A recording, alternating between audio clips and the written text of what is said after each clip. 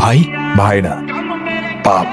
17 বছর ধরে তোরে খুন করতে চেয়েছি। যেদিন তোরে প্রথমবার খুন করতে গিয়ে ব্যর্থ হয়েছিলাম, নিজের উপর একটু সন্দেহ হয়েছিল।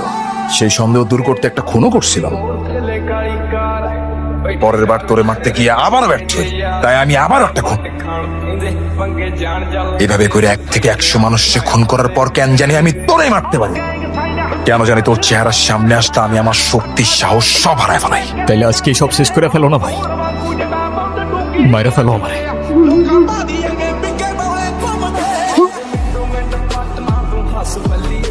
এই